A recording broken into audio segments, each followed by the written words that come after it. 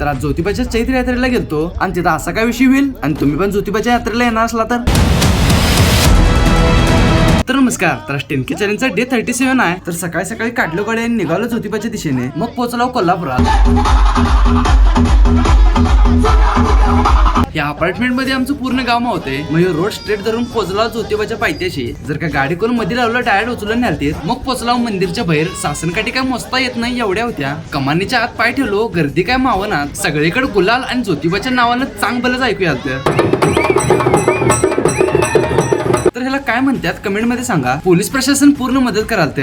मग पोहोचलो देवळात. इथं गुलालाची काय थप्पीवर थप्पी लागलेली. सासनकाठी एवढ्या मोठ्या होती की काय विचारूच नका. एक सासनकाठी माझ्या खांद्यावर पडली. दर्शनला तर एवढी गर्दी होती काय विचारू नका. मग गेला दर्शन गेला आत. तर झाला असा विषय, माझ्या बाजूच्या माणसाचा मोबाईल चोरीला गेला. आणि तर माणसं असं म्हणते ज्योतिबाची यात्रा झाल्यावर 100% पोस्ट पडतोय गुलाल धुवून जाण्यासाठी. मग सगळं दर्शन त्यांनी झाल्यावर आलाव बाहेर. मग ज्योतिबा डोंगरावरचं बर्फ्या पिढे तर काय घ्यायलाच लागते. आणि बाहेर आल्यावर एक माणसाचा अपघात पण झाला. त्याला अँब्युलन्स मध्ये घेऊन चालले ते. चैत्र यात्रेला कोण कोण आलं त्यांनी कमेंट मध्ये सांगा. आणि जाताना ज्योतिबाच्या नावानं चांगलं लिहून जावा. धन्यवाद.